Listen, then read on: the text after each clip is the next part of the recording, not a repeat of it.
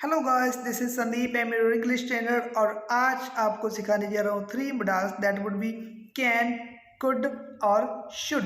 तो मोडाल्स सीखने क्यों जरूरी हैं?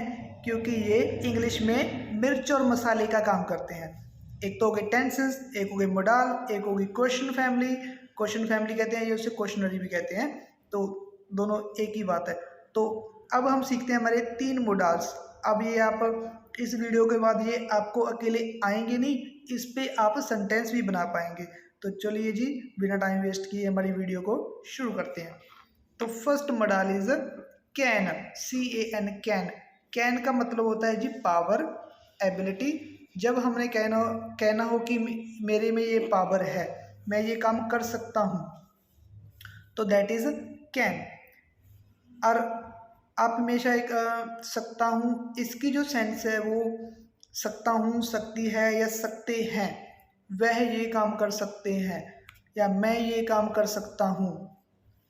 और जे अगर हम बात करें पंजाबी की तो उसमें यूज़ होगा सकदा हाँ, मैं ये काम कर सकदा। सकदा हाँ, सकदी है ते सकदे हन। ਜਦੋਂ ਆਪਾਂ ਕੋਈ ਵੀ ਕੰਮ ਕਰ ਸਕਦੇ ਹਾਂ ਤਾਂ दैट इज़ कैन। बस ਉਹਨੂੰ कैन ਦੇ ਨਾਲ ਬਣਾ ਦਿਓ, ਤੁਹਾਡਾ सेंटेंस रेडी है। तो चलिए जी, जैसे कि हम और हमने हमेशा एक बात याद रखनी है, कैन प्लस वर्ब की फर्स्ट फॉर्म होगी। अगर आप इसके साथ सेकंड या वर्ब की थर्ड फॉर्म लगा देंगे तो वो गलत हो जाएगा। तो चलिए जी, फर्स्ट हमारा सेंटेंस देख लेते हैं। तो मैंने ये तीन पार्ट्स में बनाया है। पॉजिटिव जैसे कहते हैं हाँ वाचक, नेगेटिव जिसे कहते हैं ना वाचक, और इंट्रोगेटिव जिसे हम इंटेरोगेटिव भी कहते हैं। ये क्वेश्चन वाला हो गया। तो चलिए जी, first I can speak English, मैं इंग्लिश बोल सकता हूँ। जब इसमें मैं अपनी पावर बता रहा हूँ, मैं एबिलिटी बता रहा हूँ अपनी कि ये काम मैं कर सकता हूँ। आई कैन स्पीक इंग्लिश, मैं इंग्लिश बोल सकता हूँ। ही कैन टेल अ लाई, वह झूठ बोल सकता है। ही कैन टेल अ लाई। आप हमेशा एक बात ध्यान रखना, कभी भी स्पीक लाई नहीं होता। लाई का मतलब होता है झूठ, कभी भी स्पीक लाई नहीं होता। एक minute, I am gonna show you, wait. हाँ, लाई। तो आप ये बात याद रखना कि लाई का मतलब में होता है झूठ, टेला लाई होता है झूठ बोलना। तो कभी भी आप स्पीक लाई मत बोलना, वो गलत हो जाएगा, क्योंकि हमेशा टेला लाई ही आएगा। तो नेक्स्ट सेंटेंस देख लेते हैं, नेगेटिव जिससे कहते हैं नावाचक। नावाचक सेंटेंस होता है आई कैन नॉट स्पीक स्पेनिश, मैं स्पेनिश नहीं बोल सकता, क्योंकि हम तो इंडिया से हैं, स्पेनिश तो हम बोल ही नहीं सकते हैं। तो I can not speak Spanish. Next, he can not go to Patiala, वो पटियाला नहीं जा सकता। नेक्स्ट, अब बात करते हैं इंट्रोगेटिव की, जिसे हम क्वेश्चन वाले कहते हैं। कैन आई टेल अ लाई, क्या मैं झूठ बोल सकता हूँ, क्या मैं झूठ बोल सकता हूँ। कैन शी स्पीक इंग्लिश, क्या वह इंग्लिश बोल सकती है। तो ये हो गया हमारा कंप्लीट कैन। इसका मैंने आपको पॉजिटिव पार्ट करवा दिया, नेगेटिव करवा दिया और इंट्रोगेटिव करवा दिया। तो अब बात करते हैं हमारे कुड की। कुड होता है जब कोई भी पास्ट का पछतावा होता है, जब हमें, जैसे कि एग्ज़ाम हो गए लेकिन उसमें मार्क्स अच्छे नहीं आए। वैसे तो मार्क्स इंपॉर्टेंस नहीं रखते, जैसे कि मार्क्स अच्छे नहीं आए तो हम सोचते हैं कि मैं पढ़ सकता था, मेरे इससे भी अच्छे मार्क्स आ सकते थे, सॉरी मार्क्स आ सकते थे। तो सॉरी, मेरी हिंदी थोड़ी सी वीक है, थोड़ी सी नहीं, ज़्यादा ही वीक है। तो उम्मीद करता हूँ फिर भी आपको समझ आ रहा होगा, क्योंकि मैं इस वीडियो में आपको सिंपल करके समझा रहा हूँ। नेक्स्ट, सकता था, सकती थी या सकते थे, इसमें भी हमें कुड प्लस वर्ब की फर्स्ट फॉर्म ही यूज़ करेंगे। अगर हमने सेकंड और थर्ड यूज़ कर दी तो हमारा सेंटेंस वो जो गलत हो जाएगा जी। मैं पंजाबी की गल करा तो सकदा सी, कोई भी काम मैं पढ़ सकदा सी, मैं जा सकदा सी, मैं सवेरे सुनेहा उठ सकदा सी, मैं सवेरे जल्दी उठ सकदा सी। तो वो काहदे विच आ गए, सारे कुड दे विच आ गए। तो चलो जी, नैक्सट बढ़ते हैं अपने सेंटेंसा की तरफ। नैक्सट, ये होगी पास्ट की पावर। जब हम पास्ट की हमारी पावर को डिस्क्राइब करते हैं कि ये काम मैं कर सकता था, एबिलिटी होगी वो पास्ट की। तो चलिए जी, आई कुड स्पीक इंग्लिश, मैं इंग्लिश बोल सकता था।